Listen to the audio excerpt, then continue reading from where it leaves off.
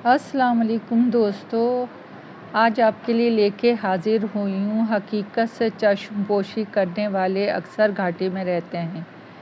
ثبوت کہانی میں موجود ہے۔ خونی عفریت وہ میمونہ کو لے کے جا رہے تھے، لیکن تاران کچھ نہیں کر سکتا تھا۔ وہ ایک پہاڑی پر پتھر کے پیچھے چھپ کر انہیں جاتا دیکھ رہا تھا۔ اس کے منہ سے آہستہ آہستہ میمونہ میمونہ نکل رہا تھا۔ اس کے بھیگے لہجے سے ایسا لگ رہا تھا کہ وہ اب بھی اونچی آواز سے رونے لگے گا۔ اتنے میں میمونہ نے پلٹ کے پیچھے دیکھا۔ اس کی آنکھوں کا مرکز تاران تھا۔ اس کے بعد تاران کے دل پہ گھونسا سا لگا۔ وہ اٹھ کر پہاڑوں کے اوپر سے ان کے تعاقب میں دوڑ پڑا، لیکن وہ پیدل اور ننگے پاؤں تھا، جبکہ میمونہ اور ان کو لے جانے والے بڑے بڑے طاقتور بیلوں پہ سوار تھے، اور وہ بیل پہاڑی سلسلے کے ساتھ بنے ہوئے راستے پہ دوڑے چلے جا رہے تھے۔ ننگے پاؤں ہونے کی وجہ سے پتھروں پہ بھاگنا اس کے لیے مشکل ہو رہا تھا۔ اس کے پاؤں زخمی ہو رہے تھے، ان زخموں سے خون نکلنے لگا، لیکن تاران بس ہر چیز سے بے نیاز ہو کے دوڑے جا رہا تھا۔ پہاڑی سلسلہ ختم ہوا تو اس سے کچھ فاصلے پہ سے ایک خوبصورت شہر نظر آنے لگا، جس کے سارے مکان پختہ اور بہت خوبصورت تعمیر کیے گئے تھے نمونے تھے۔ وہ سارے گھر چھوٹے چھوٹے محل نما تھے۔ ایسا لگتا تھا جیسے کسی نے وہ سارے مکان ایک ہی معمار سے بنوائے ہوں۔ میمونہ کو لے جانے والے شہر کے اندر جانے والے راستے پہ چلتے ہوئے ان محل نما گھروں کے اندر غائب ہو گئے۔ تاران بھی ان کے پیچھے دوڑتے قدموں سے شہر کے قریب پہنچا اور جھجکتے ہوئے اندر جانے والے راستے سے شہر کا اندر داخل ہو گیا۔ صاف ستھرا نیم پختہ گلیاں اور دل کو مسرور کر دینے والے گھروں کے ڈیزائن۔ ایک دفعہ تو اس نے حیرت اور محویت سے اس محل نما خوبصورت گھروں کو دیکھا، لیکن پھر اس نے سر کو جھٹکا اور دیواروں کے ساتھ چھپتا چھپاتا اسی راستے پہ قدم بڑھانے لگا۔ اسے میمونہ کی خوشبو جیسے اپنی طرف کھینچ رہی تھی۔ آبادی ختم ہو گئی۔ وہ آخری راستے کے ساتھ بنے مکان کی دیوار کے نیچے کھڑا ہو گیا۔ اس نے حیران ہو کے قریب و اجار کے مکانات پہ نظر ڈالی۔ اسے وہاں سے گزرتے ہوئے نہ تو کوئی انسان نظر آیا، نہ ہی ان گھروں میں کسی انسان کی آواز سنائی دی۔ اسے لگا جیسے وہ سب گھر خالی ہوں۔ وہ کچھ ساتھ ان مکانوں میں کھو سا گیا، پھر ایک دم چونک اٹھا اور جلدی سے راستے پہ دور جاتے بیلوں کی طرف دیکھنے لگا۔ اسی وقت آگے والے بیل پر بیٹھے آدمی نے ہاتھ اٹھا کر رکنے کا اشارہ کیا۔ اس کا بیل رک چکا تھا۔ پیچھے دیکھ کر اس نے ایک آدمی کی طرف اشارہ کیا اور وہ آدمی بیل سے کود کے نیچے کھڑا ہو گیا۔ ان میں چند باتیں ہوئیں اور پھر نیچے اترنے والا آدمی تاران کی طرف تیز تیز قدموں سے چل کے آنے لگا۔ تاران نے جب بھی اسے اتر کے اپنی طرف آتے دیکھا تو اس کی طرف دیکھتے ہوئے آہستہ آہستہ پیچھے ہٹنے لگا۔ پیچھے ہٹتے ہوئے ایک گلی میں مڑ کر بھاگنے لگا۔ سامنے ہی ایک 2 منزلہ گھر تھا، جس کے باہر ایک خوبصورت سا مینار بنا ہوا تھا، جس کے ساتھ لوہے کی سیڑھیاں لگی تھیں۔ تاران نے ان کے سامنے کھڑے ہو کے چند ساتھ کچھ سوچا، پھر جلدی سے سیڑھیاں چڑھنے لگا۔ چند ہی جستوں میں وہ مینار پہ بنے چبوترے کے اندر غائب ہو چکا تھا۔ اس مینار کے سامنے محل نما گھر تھے، اس لیے اسے دور سے نظر آنے کا ڈر نہ تھا۔ چبوترے کی ایک دیوار کے ساتھ بیٹھ کے اس نے دیوار پہ بنے چھوٹے چھوٹے سوراخوں سے اپنی آنکھیں لگا دیں۔ اسے وہ آدمی اسی گلی میں داخل ہوتا نظر آیا۔ وہ زمین پہ دیکھتے ہوئے چل کے عین اسی مینار کے نیچے آ کھڑا ہوا۔ تاران کا دل زور زور سے دھڑکنے لگا۔ اس آدمی نے تاران کے قدموں کے نشان دیکھ لیے تھے، اور پھر لوہے کی سیڑھی چڑچڑا اٹھی۔ سیڑھیوں پہ چڑھتے قدموں کی چاپ سے تاران کے اعصاب تن گئے تھے۔ میمونہ گھوڑے کی پیٹھ پہ بڑی مشکل سے بیٹھی تھی۔ اس کے ہاتھ پیچھے کر کے مضبوط رسی سے باندھ دیے گئے تھے۔ اسے بہت افسوس ہو رہا تھا۔ اس نے اپنی ماں اور چچا کی بات پر توجہ نہ دے کے غلطی کی تھی، جو اسے اپنے علاقے سے دور جانے سے منع کر رہے تھے۔ پھر اسے اپنا باپ یاد آنے لگا، جس کے زندہ ہوتے ہوئے اس پر کچھ روک ٹوک نہ تھی۔ اس کا باپ اپنے قبیلے کا سردار تو وہ نہایت بہادر اور نڈر انسان تھا۔ اس کے ہوتے ہوئے ان کے قبیلے سے اس علاقے کے لوگ دب کر رہتے تھے، لیکن اس کے مرنے کی خبر آہستہ آہستہ اس علاقے میں پھیلنے لگی تو سرکش قبیلے والے آپس میں اکٹھا ہو کے میمونہ کے قبیلے پر حملہ آور ہوئے، کیونکہ اس قبیلے کی عورتیں بہت زیادہ خوبصورت تھیں اور ہر قبیلے کے مرد یہ چاہتے تھے کہ انہوں نے بہترین جنگی حکمت عملی سے ان چاروں قبیلوں کو ایسی شکست دی کہ وہ سارے بلبلا اٹھے اور جس کا منہ جدھر اٹھا وہ بھاگ کھڑا ہوا۔ اس کے بعد میمونہ کے چچا نے اپنے قبیلے کے علاقے کے گرد ایک مضبوط کانٹے دار باڑ لگوائی اور ایک اعلیٰ نسل کے بلڈاگ برفانی علاقوں سے منگوائے جو کہ سارے علاقے میں گھومتے رہتے۔ ان کتوں کے ساتھ ایک رکھوالا ضرور ہوتا تھا جو کہ انہیں اپنے اور پرائے کی پہچان کرواتا تھا۔ میمونہ کی عمر 14 سال تھی، وہ بچپن ہی سے بہت شرارتی تھی۔ آج وہ نظر بچا کے اپنے علاقے سے نکلنے میں کامیاب ہو گئی۔ اسے پہاڑی پھل بہت پسند تھے۔ جب اس کا باپ زندہ تھا تو وہ اپنے باپ کے ساتھ ان پہاڑوں پر آتی تھی اور خوب پھل کھاتی۔ جب کبھی اس کا باپ کہیں سفر پہ جاتا تو واپسی پر وہ پہاڑی پھل ضرور لاتا، لیکن ایک سفر میں سے کسی درندے نے چیر پھاڑ کے رکھ دیا۔ اس کی کٹی پٹی لاش قبیلے میں لائی گئی تو ایک کوہرام سا مچ گیا، کیونکہ وہ نہ صرف قبیلے کے سردار تھا بلکہ ہر کوئی اسے میں باپ کی طرح سمجھتا تھا۔ وہ بھی سب قبیلے والوں کو اپنی اولاد ہی کی طرح سمجھتا تھا۔ اس کے مرنے کے کچھ ہی ماہ بعد جب کچھ قبیلوں نے مل کر بومیرا قبیلے پہ حملہ کیا تو تمام بچوں کو قبیلے کی حدود سے باہر نکلنے سے منع کر دیا گیا، خاص طور پہ لڑکیوں پہ حفاظت کی نظر رکھی جاتی۔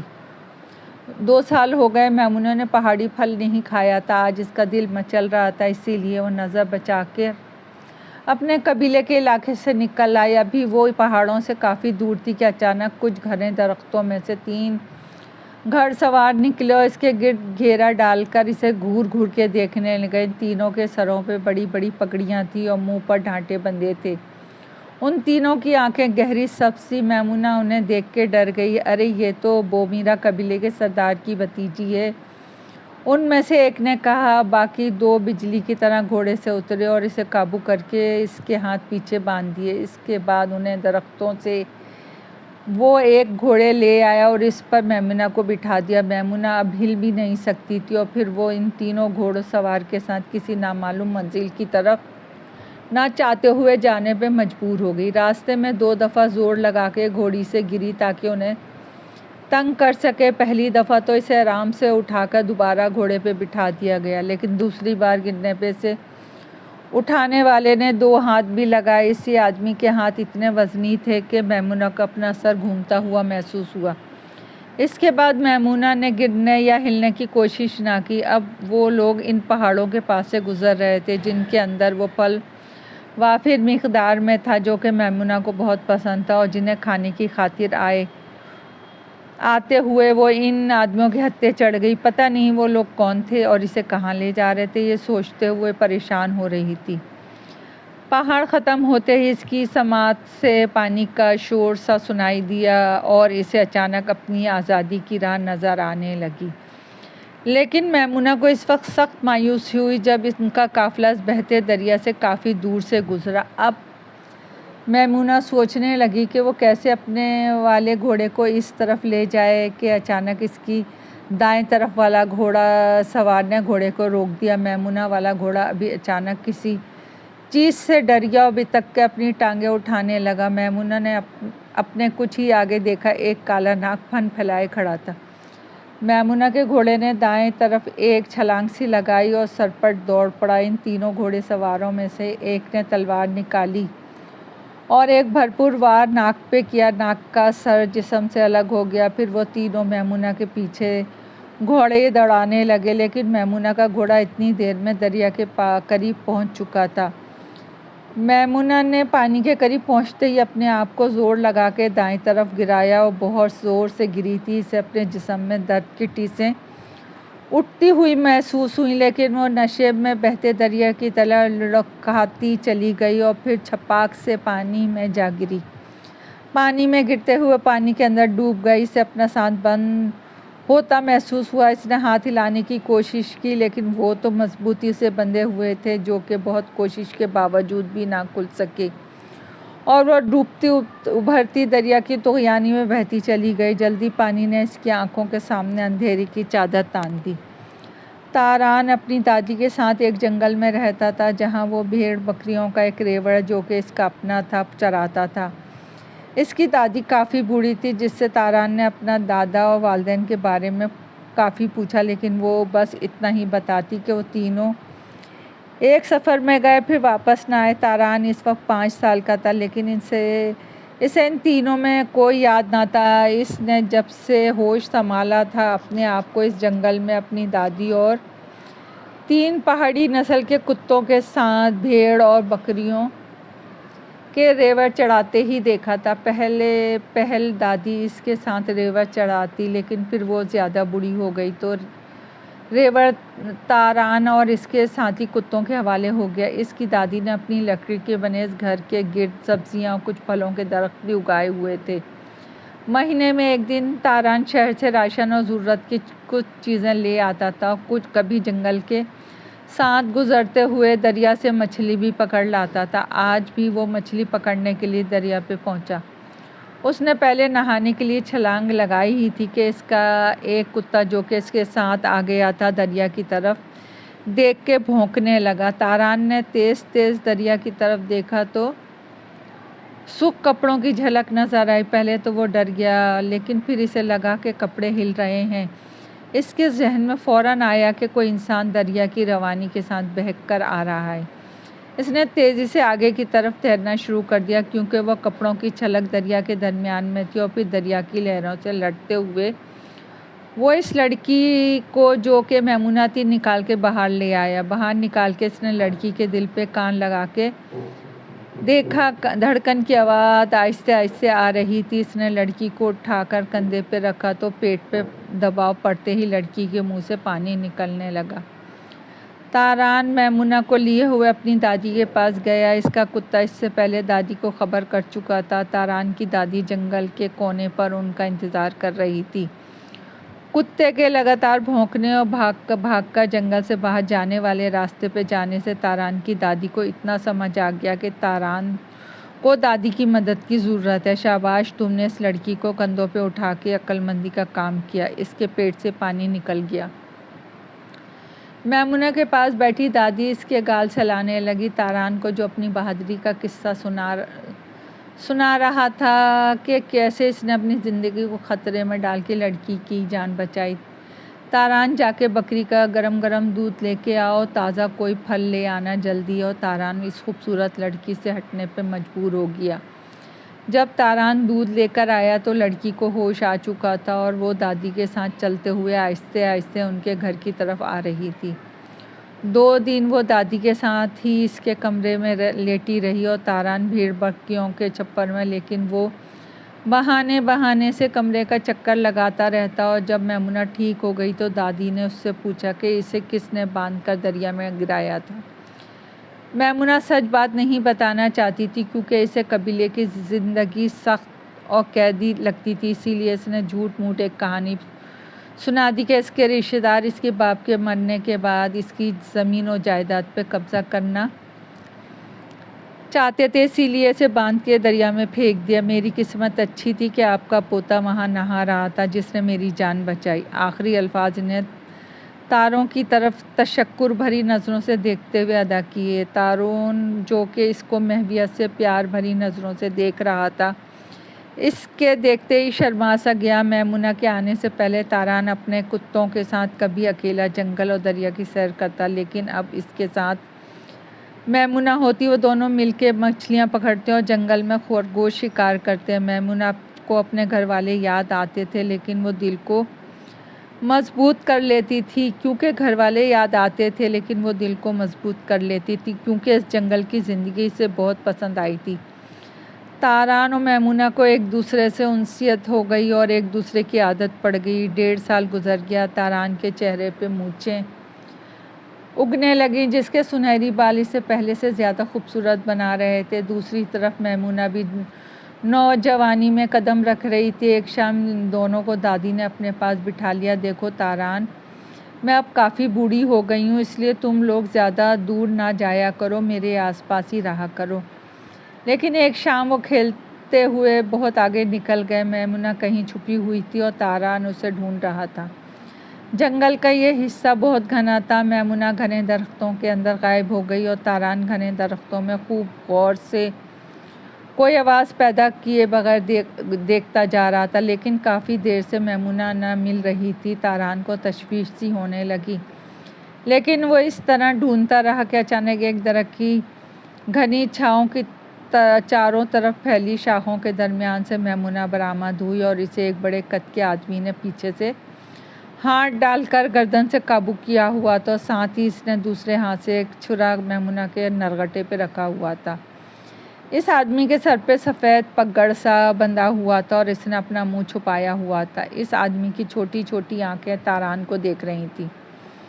تاران یہ منظر دیکھ کر دہل سا گیا۔ اسے سمجھ نہیں آ سکی کہ اچانک یہ اجنبی آدمی آیا کہاں سے اور میمونہ کو کیوں پکڑ لیا۔ اسی وقت اس کے پیچھے کھٹکا سا ہوا۔ اس نے پلٹ کے دیکھا ہی تھا کہ پیچھے سے کسی نے آ کر اسے بھی میمونہ ہی کی طرح قابو کر لیا۔ اچانک اس افتاد سے وہ گھبرا گیا اور حرکت نہ کر سکا۔ ان دونوں کو قابو کرنے والے آدمی نے ایک درخت کے نیچے انہیں بٹھا دیا۔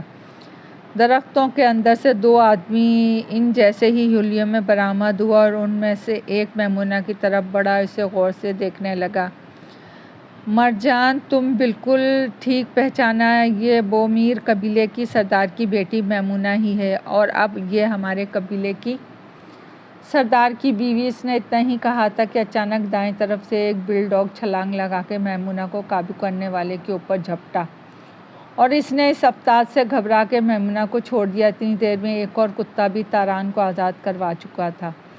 کتے ان دونوں آدمیوں سے اپنی زبان میں بات کرنے لگے۔ باقی رہ جانے والے آدمیوں نے تلواریں میان سے نکالیں اور کتوں پہ حملہ آور ہوئے، لیکن ایک تیر سنسناتا ہوا آیا۔ اس آدمی جو کہ باتیں کر رہا تھا اس کی کنپٹی میں گھس گیا۔ اس کے منہ سے اوہ نکلا، ادھر ہی الٹ گیا۔ اس کے ساتھ ہی گھنے درختوں میں ہلچل سی ہوئی اور 5 آدمی ہاتھوں میں تلوار پکڑے برآمد ہوئے، اور پھر نئے آنے والوں پر پہلے کی طرح بچ جانے والے تینوں آدمیوں کے درمیان لڑائی شروع ہو گئی، جو کہ جلدی پہلے والوں کی زیر ہوتے ہی ختم، کیونکہ یہ 3 اور 5 کا مقابلہ تھا۔ جس وقت تک لڑائی ہوتی رہی، میمونہ اور تاران کے سامنے دونوں بل ڈاگ محافظوں کی طرح کھڑے رہے۔ جب تاران اور میمونہ کو قابو کرنے والے زیر ہو گئے تو نئے آنے والوں میں سے ایک آدمی نے منہ سے نقاب ہٹایا اور ان دونوں کی طرف غور سے دیکھا۔ ادھر میمونہ نے بھی غور سے دیکھا، پھر اس کا جسم کانپنے لگا، اس کی آنکھوں سے آنسو جاری ہو گئے اور اس کے منہ سے نکلا چچا جان، ساتھ ہی وہ دوڑ کر اپنے چچا سے لپٹ گئی۔ تم کہتی ہو تو چچا ہوں، لیکن اپنی چچا کی بات نہیں مانتی۔ جب سے تم غائب ہوئی ہو ہم لوگ تمہیں ڈھونڈ ڈھونڈ کر مایوس ہو چکے ہیں۔ چچا بھتیجی میں گلے شکوے ہونے لگے اور قابو کیے ہوئے تینوں آدمیوں کو رسی سے باندھ دیا گیا۔ یہ نوجوان کون ہے؟ چچا نے میمونہ سے تاران کی طرف دیکھتے ہوئے پوچھا۔ چچا جان، یہ تاران ہے جس نے میری جان بچائی۔ میمونہ نے پورا قصہ سنا کر کیسے وہ چھپ کر قبیلے کی حدود سے نکلی، پھر ان تینوں آدمیوں کے قید میں جانے اور پھر وہاں سے دریا میں چھلانگ لگانے تک۔ اس کے بعد تاران اور اس کی دادی کے بارے میں بتانے لگی۔ اس کے بعد وہ تاران کی دادی کے پاس چلے گئے، جہاں دادی نے انہیں رات ادھر ہی ٹھہرنے پر منا لیا۔ وہ رات میمونہ کے لیے خوشی اور ایک عجیب سی اداسی کی رات تھی۔ خوشی اس بات کی کہ وہ اپنوں میں جا رہی تھی، وہاں اس کی ماں بھی، اور اداس اسی لیے تھی کہ تاران سے جدا ہو رہی تھی۔ تاران نے وہ رات جاگ کر اور میمونہ کے بارے میں سوچتے ہوئے گزاری، تو ادھر میمونہ بھی پوری رات نہ سو سکی۔ صبح ہوتے ہی میمونہ کے چچا نے تاران اور اس کی دادی کا شکریہ ادا کیا اور وہاں سے چل پڑے۔ تاران کچھ دیر تو چپ رہا، لیکن دادی کے گھر کے اندر جاتے ہی وہ بھی اسی طرف بھاگ کھڑا ہوا جس طرف میمونہ اور اس کے چچا گئے تھے۔ بھاگتے ہوئے جب وہ دریا تک پہنچے تو اس نے عجیب منظر دیکھا۔ میمونہ کے قبیلے والے دشمنوں کے سر قلم کر کے انہیں دریا میں بہا رہے تھے، ساتھ ہی پہلے تیر سے مرنے والی لاش بھی تھی۔ اس کے بعد انہوں نے ان آدمیوں کے گھوڑے بھی دریا کی طرف ہنگال دیے۔ تاران کی سخت دلی دیکھ کے بہت ڈر گیا، لیکن اس نے میمونہ کا پیچھا نہ چھوڑا۔ تاران کو سمجھ نہیں آ رہی تھی کہ وہ کیا کرے۔ سیڑھیوں پہ چڑھنے والا آدمی کافی اوپر آ چکا تھا۔ تاران نے ان کی سخت دلی اور بربریت دیکھ لی تھی، اس لیے اس کا دل آنے والے خطرے سے تیزی سے دھڑک رہا تھا، لیکن اس سے پہلے کہ وہ آدمی چبوترے پہ اوپر آ جاتا لازماً اسے دیکھ لیتا، پھر نہ جانے اس کے ساتھ کیا ہوتا۔ اچانک اسے اپنے سامنے ایک دیوار سرکتی نظر آئی۔ چبوترے کی دیوار کا وہ حصہ اتنا سرکا کہ اپنی جگہ سے ہٹ گیا کہ وہاں ایک دروازے جتنی جگہ بن گئی، جسے دیکھ کے تاران ڈر گیا اور اٹھنے لگا، لیکن ایک نسوانی آواز نے اسے اپنی طرف متوجہ کر لیا۔ اندر آ جاؤ جلدی سے ورنہ پکڑے جاؤ گے۔ تاران نے اس طرف غور سے دیکھا لیکن اسے آواز والی نظر عورت نہیں آئی۔ ادھر سیڑھیوں پہ قدموں کی چاپ کافی اوپر آ گئی۔ تاران نے ایک لمحہ سوچا اور پھر زینہ پار کر گیا۔ دروازے کے ساتھ ہی سنگ مرمر سے بنی خوبصورت سیڑھیاں نیچے جا رہی تھیں۔ تاران جلدی سے ان پر احتیاط سے قدم رکھتے ہوئے اترنے لگا، ساتھ ہی وہ ادھر بھی دیکھ رہا تھا لیکن اسے کوئی بھی نظر نہیں آ رہا تھا۔ تب وہ واضح طور پہ گھبرا گیا اور سیڑھیاں اتر کے صحن میں پڑے ہوئے گھاس پھوس کے اندر ڈر کر کھڑا ہو گیا۔ گھبراؤ نہیں، وہ اندر نہیں آ سکتا، نسوانی آواز نے اسے کہا۔ تو تاران نے سر اٹھا کر اس چبوترے کی طرف دیکھا، وہ دروازہ اب بند ہو چکا تھا۔ اس کے بعد تاران نے جس سمت نسوانی آواز آ رہی تھی ادھر دیکھا لیکن وہاں کوئی نہ تھا۔ تم کون ہو اور کہاں ہو؟ اس نے ڈرتے ڈرتے پوچھا۔ میں تمہارے سامنے نہیں آ سکتی کیونکہ تم مجھے دیکھتے ہی کہیں ڈر نہ جاؤ، لیکن میں تمہیں کچھ نہیں کہتی، نسوانی آواز نے کہا۔ نہیں نہیں، میں نہیں ڈرتا، بس تم سامنے آ کے بات کرو۔ تاران کے لہجے میں واضح کپکپاہٹ تھی، وہ بہت گھبرایا ہوا تھا کیونکہ آواز تو آ رہی تھی لیکن بولنے والی نظر نہیں آ رہی تھی، جس نے تاران کے دل پہ ایک خوف سا پیدا کر دیا تھا۔ پھر ان محل کی طرف کے گھروں کے طلسم نے بھی اسے حیران و ششدر کیا ہوا تھا، جہاں آ کے کچھ وقت کے لیے اسے میمونہ بالکل بھول گئی تھی۔ میں سامنے آ رہی ہوں، ڈرنا نہیں، نسوانی آواز نے کہا۔ پھر ایک کھٹکا سا ہوا اور ایک سیڑھیوں کے ساتھ ہی دروازہ کھل گیا جس میں ایک عورت کا سر باہر نکل کے تاران کی طرف دیکھنے لگا۔ ادھر تاران اتنی خوبصورت چہرہ اور سنہری بالوں والی عورت کو دیکھ کے محویت ہو گیا۔ اتنا خوبصورت چہرہ اور اتنے خوبصورت بال! اسی وقت وہ عورت آہستہ سے باہر نکل آئی تو تاران کو اس کے جسم دیکھ کر ایک جھٹکا لگا۔ اتنی خوبصورت چہرے والی عورت کا دھڑ سانپ کا تھا۔ تم کون ہو؟ کون سی دنیا کی مخلوق ہو؟ تاران نے حیران ہو کے پوچھا۔ میں انسان ہوں اور میرے جیسے بہت سے اس خوبصورت شہر کے رہنے والے سب ایک طلسم میں قید ہیں۔ ہم میں سے کوئی بھی اس شہر سے باہر نہیں جا سکتا، نہ ہی ہم اپنے آپ کو اس طلسمی قید سے آزاد کروا سکتے ہیں۔ تاران کو اس جگہ ان لوگوں پہ کیے گئے طلسم سے یکدم خوف محسوس ہونے لگا اور وہ وہاں سے نکلنے کے لیے سوچنے لگا۔ ہمیں باہر کی دنیا کا کوئی انسان ہی اس طلسم سے نکال سکتا ہے، وہ سانپنی کہہ رہی تھی اور تاران وہاں سے نکلنے کا سوچ رہا تھا۔ اسے میمونہ یاد آنے لگی۔ نہیں نہیں، مجھے تمہاری کوئی بات نہیں سننی، مجھے جانا ہے بس، یہ کہہ کے تاران نے سیڑھیوں پہ چڑھ کے دوڑ لگا دی۔ سنگ مرمر کی سیڑھیوں پہ 2-3 دفعہ وہ پھسلا لیکن سیڑھیوں پہ چڑھ کے چبوترے تک پہنچ کر ہی اس نے دم لیا، لیکن آگے دروازہ بند تھا جس میں سے گزر کے وہ اندر آیا تھا۔ اس نے رحم طلب نظروں سے سانپ نما عورت کی طرف دیکھا لیکن اس کی آنکھوں میں غصے سے سرخی پھیلی ہوئی تھی۔ تاران وہاں سے باہر نکلنے کے لیے کچھ نہیں کر سکتا تھا کیونکہ اس دروازے کے اب سپاٹ دیوار تھی۔ اس نے پھر ان سانپنی کی طرف دیکھا جس کے چہرے پہ اب مسکراہٹ پھیلی ہوئی تھی۔ اگلے ہی لمحے وہ عورت سیڑھیوں پہ پھسلتی ہوئی تاران کے پاس پہنچ گئی۔ تاران اسے اپنے اتنے قریب دیکھ کے ڈر گیا۔ مجھے پتہ ہے تم کہاں جانا چاہتے ہو لیکن تم ہماری مدد کیے بغیر اسے حاصل نہیں کر سکتے، کبھی نہیں، اس عورت نے سرسراتی ہوئی آواز میں کہا۔ تاران اس کی بات سن کے چونک اٹھا لیکن اس نے مزید کوئی بات جاننے میں دلچسپی ظاہر نہ کی کیونکہ اب اسے اس ماحول اور اس عورت سے وحشت سی ہونے لگی تھی۔ مجھے جانا ہے بس، اس نے دل کو مضبوط کر کے اس کی عورت کی آنکھوں میں آنکھیں ڈال کر کہا۔ ٹھیک ہے جاؤ، لیکن یاد رکھو ہماری مدد کیے بغیر تمہیں اپنی منزل کبھی نہیں مل سکتی، سانپنی نے بھی ٹھوس لہجے میں کہا۔ تو تاران کے چہرے پہ پریشانی کے سائے لہرا گئے لیکن پھر اس نے کنٹرول کیا اور سر کو آہستہ سے ہلا دیا۔ اسی وقت سامنے سے دیوار سرک گئی اور راستہ بن گیا، جس سے تاران اتنی تیزی سے باہر نکلا کہ اسے ڈر ہو کہ کہیں وہ بھی اس خوبصورت شہر کے لوگوں جیسا نہ ہو جائے۔ اس گھر سے نکلنے کے بعد اسی طرح تیزی سے وہ شہر سے بھی نکلا اور اسی طرح بھاگنے لگا جس طرف میمونہ اس کو لے جانے گئے تھے۔ کافی دیر بھاگتے رہنے کے بعد بھی اسے بیلوں کا وہ قافلہ جس میں اس کا چین سکون جا رہا تھا نظر نہ آ سکا۔ میمونہ نے کے ساتھ رہتے ہوئے اپنے قبیلے کے بارے میں بہت کچھ بتایا تھا، لیکن وہاں تک پہنچنے کا راستہ اسے بھی نامعلوم تھا۔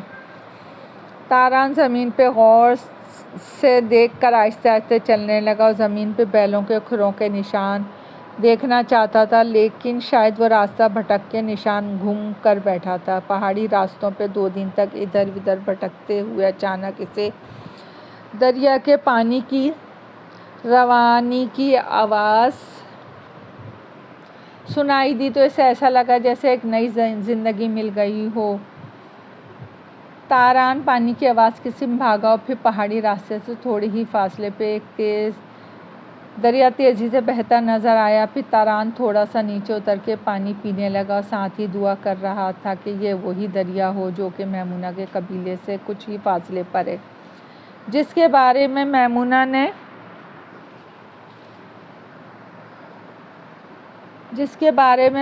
نے اسے بتایا تھا کہ اس سے آگے قبیلے تک جانے کا راستہ ہے۔ میمونہ کی وہ ساری باتیں، وہ ساری نشانیاں اس دریا کے بارے میں، ان پہاڑوں کے بارے میں اس کے دماغ میں حفظ تھیں۔ پانی پی کر اس نے اس دریا میں اس کے ساتھ پھیلے پہاڑوں کو غور سے دیکھا۔ کچھ دیر ادھر ادھر چلنے اور غور سے دیکھنے کے بعد اس کے چہرے پہ خوشی سی پھوٹنے لگی۔ وہ ایک سمت تیزی سے چلنے گیا۔ اسے راستے میں نشانیاں نظر آنے لگیں جنہیں دیکھتے ہوئے اس کے قدموں میں بجلی سی بھرنے لگی۔ وہ اتنی تیزی سے دوڑنے لگا جیسے کہ وہ کسی تیز ریس میں حصہ لے رہا ہو۔ کچھ ہی فاصلہ اس نے چند منٹوں میں طے کر لیا۔ اچانک سامنے سے آنے والی کانٹے دار باڑ نے اسے روکنے پہ مجبور کر دیا۔ اس کا سانس بہت تیز چل رہا تھا، لیکن وہ آرام کرنے کے بجائے باڑ کے قریب گھوم پھر کے اندر جانے کا راستہ تلاش کرنے لگا، کیونکہ میمونہ کے قبیلے کے گرد یہی باڑیں لگی تھی۔ رات کا اندھیرا آہستہ آہستہ پھیلنے لگا۔ دور کہیں سے خطرناک کتوں کے بھونکنے کی بھاری آوازیں آنے لگیں۔ تاران نے وہ رات باہر ہی گزارنے کا پروگرام بنایا اور پھر جلدی سے اسے ایک پہاڑ نما غار نظر آ گیا، جسے اس نے خوب غور سے اندر باہر سے دیکھا اور پھر اندر جا کے اس کے دہانے پہ بڑا سا پتھر رکھ دیا۔ اس نے 2 دن سے کچھ کھایا نہیں تھا، پانی بھی آج اس دریا سے پیاس اسے بھوک محسوس ہونے لگی، لیکن وہاں کھانے کے لیے کچھ نہ تھا۔ اس نے بھوک کو بھولنے کے لیے اپنا دھیان میمونہ کی طرف لگایا اور ساتھ ہی اسے دادی بھی یاد آنے لگی۔ انہی سوچوں میں کھوئے ہوئے تھکن سے بے حال جسم لیے وہ کب نیند کی وادی میں پہنچا پتہ ہی نہ چلا۔ کتوں کے بھونکنے کی بھاری آواز سے اس کی آنکھیں کھل گئیں۔ وہ تیزی سے اٹھ کر اس کھو سے باہر نکلا ہی تھا کہ دائیں بائیں سے 2 بل ڈاگ نسل کے کتوں نے بھونکتے ہوئے اس پہ حملہ کر دیا اور تاران کو دونوں نے مل کے نیچے گرا دیا۔ دوستو، کہانی ابھی جاری ہے۔ پسند آئے تو لائک اور سبسکرائب کیجیے گا۔ آپ کی دعاؤں کی طلبگار۔